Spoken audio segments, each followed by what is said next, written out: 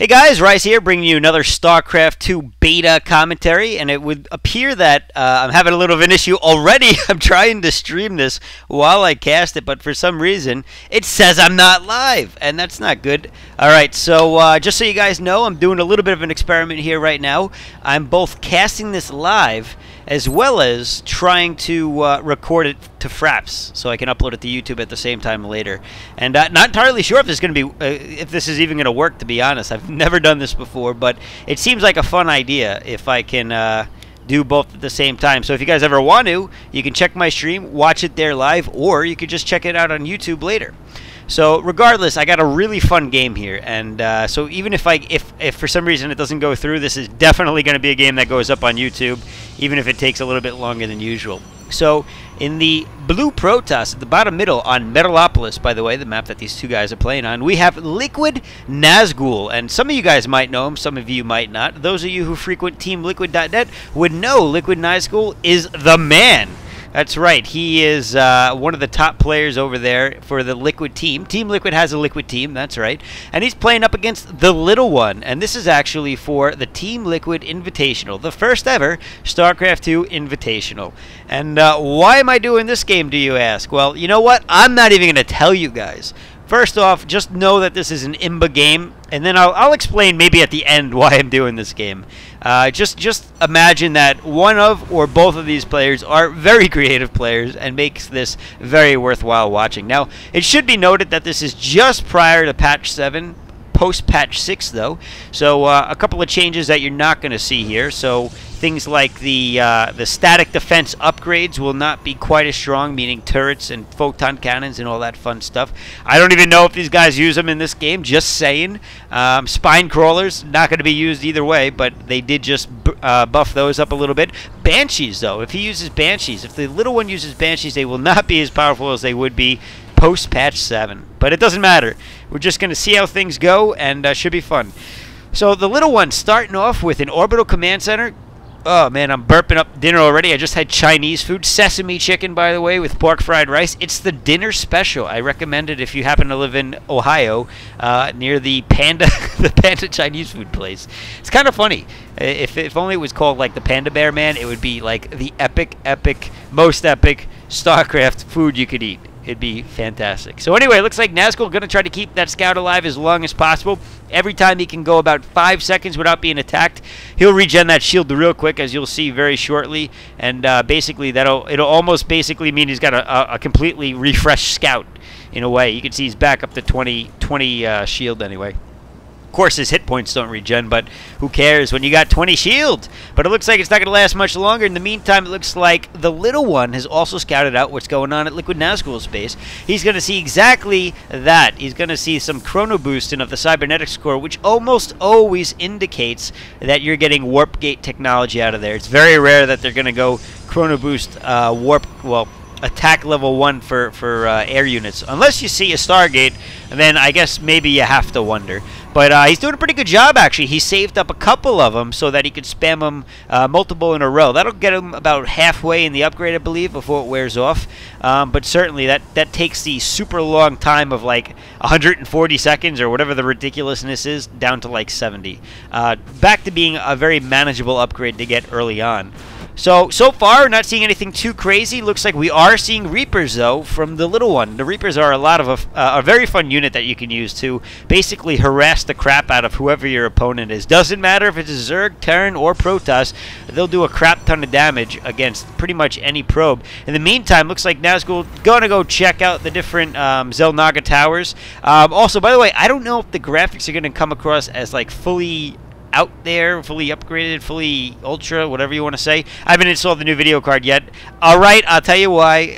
I've been busy, alright? I know you're like, no, you haven't been busy. I have been busy. I actually just ripped out a freaking toilet from my guest bathroom, and that shit's heavy, man. You ever lift a toilet up? That thing weighed like a good 75 pounds, if not more, and it's a pain to carry. But yeah, so I haven't had time to install it. I'm hoping to install it tomorrow. Today's Tuesday. I'm hoping to do it Wednesday tomorrow. And if possible, that means that maybe even Thursday, you'll have your first high-def commentary. And it will probably even help out in casting live like this if this works out well. So anyway, enough about my toilet and me carrying it out. I also carried out a vanity, by the way. So yeah, it's kind of gross. Looks like the little one is finally moving in with 4 Reapers. And oh, there's the beauty of a Reaper right there. Just jumping up the ledge. That means Nazgul's units have to run all the way around, giving him some free time in this base, basically, where he can just pick off as many probes as he wants. I don't know if it tells you how many you've lost. Yeah, it looks like he's lost 7, 8, 9, 10. Wow, he's doing a pretty good job. He's getting away with 3 of them on top of that. So 10 probes killed for 2 Reapers. Not a bad trade. Actually, is it 2 Reapers or no? Actually, that was 1 Reaper and 1 SCV that he lost earlier.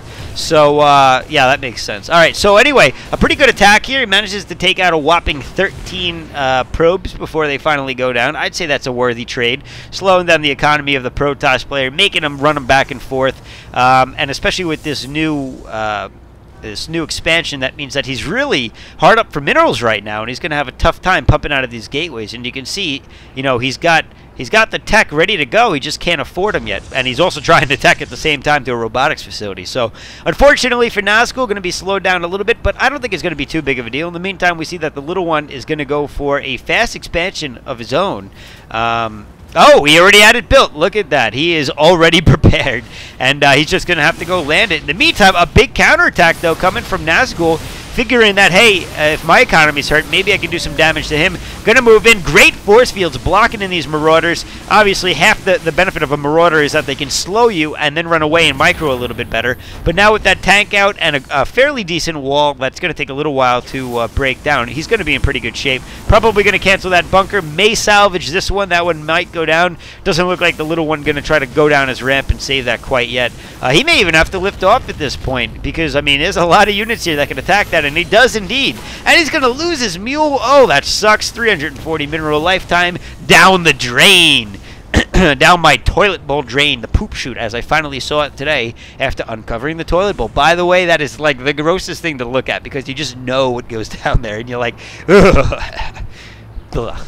Gross. Anyway, it looks like Nazgul continuing to be very effective with these force fields and picking some units off here before finally being cleaned up, but most importantly, delaying the little one from that which the little one wanted to do, which was expanding. And now finally he's going to get that expansion going back out, but he's going to be a little bit more cautious now as he tries to push out, because this was the same force that entire time, by the way. So really, Nazgul doing a great job with limited forces to delay the little one as much as possible. And I wouldn't be surprised if he spams a couple of mules here, which means he'll actually catch up on income pretty quickly. If we take a look at the income tab, we can see that obviously Nazgul ahead at this point, just because even though he got harassed, he managed to get that expansion up a lot sooner with his harassment in turn, keeping the little one in. Oh, a mule not mining. That is unfortunate right there. That is lost minerals.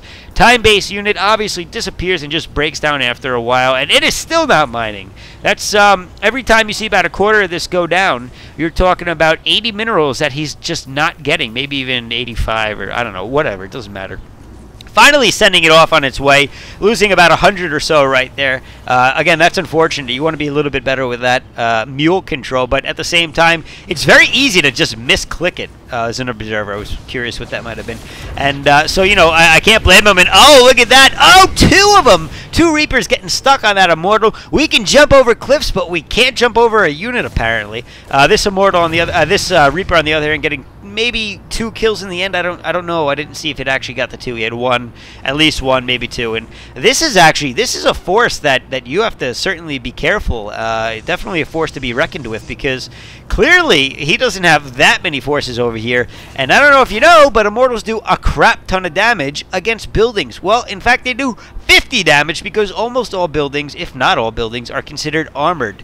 And if I could find even a supply depot, yeah, they say armored. So, you know, that's clearly something that the little one's got to watch out for. However, I like this, putting down a wall, and it looks like Nazgul not actually pushing. Well, all right, never mind. It looks like he may be pushing it at this point anyway, or checking for another expansion over here, which conveniently enough he may just find. In the interim, we see that the little one is actually going for a little bit of scouting action himself, trying to find out if Nazgul, being greedy, going for a third base at a main location. But he is not. He's probably going to head out over here as we see a pylon being built.